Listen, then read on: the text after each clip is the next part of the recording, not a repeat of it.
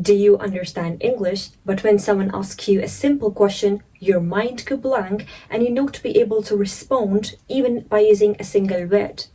You stutter a lot when it comes to preparing presentation and presenting in front of people. You prepared for the whole night for your presentation in English, but when it comes to presenting your presentation in front of audience, your mind goes blank.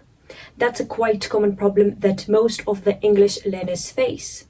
So in this video, I'm going to tell you about the tips and tricks through which you can become a fluent English speaker. If you are thinking that in this video, I'm going to tell you about a magical wand that you will just do a magic and will become an amazing English speaker, nothing like this will going to happen in this video. I am going to teach you the perfect techniques that actually worked for me for the past 5 years. If you want to fasten your journey to speak English, this technique will be a breakthrough for you. Without wasting any time, let's get the ball rolling. The first and the quite common problem is the translation problem. Your mind translates from your native language to English and English to your native language. We need to understand the psychology of speaking English.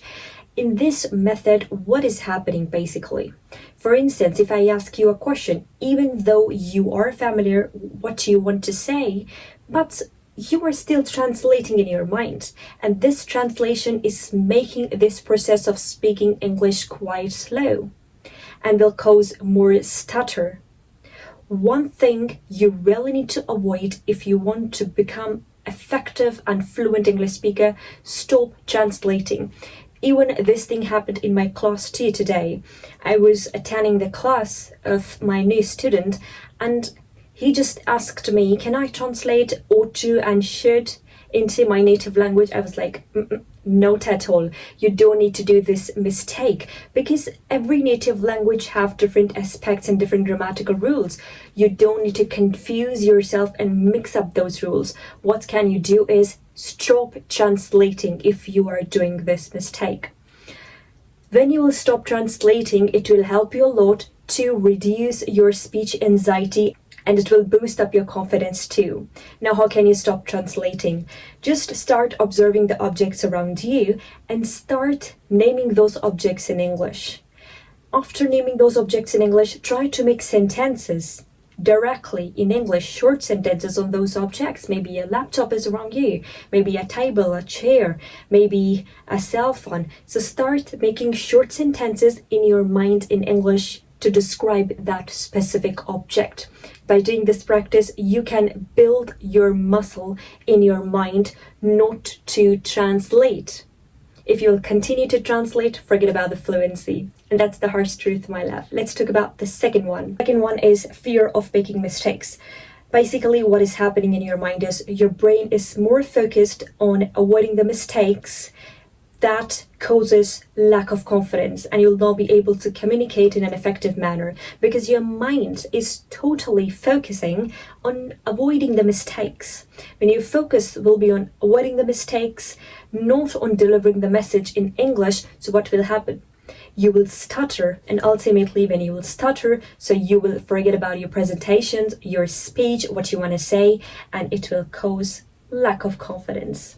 For instance, let me give you a scenario. You have prepared for the whole night for your presentation, and then what happened is your mind is constantly thinking that what will happen if I'll make a mistake. Your focus, you observe in this, your mental shift is not on delivering the message. Your mental shift is just to avoid mistakes. If you observe in my videos, sometimes I also make grammatical mistakes, but I'm pretty much confident and my focus is not on avoiding the mistakes. My focus is on delivering the message in a great and influential way so that my lovely audience can get the message. So that's the thing. If your mental, it's all about your mind. It's nothing about your grammatical thing that you are not be able to speak English confidently or fluently. You need to change your mental shift. Your focus should be on delivering the message rather than avoiding the mistakes.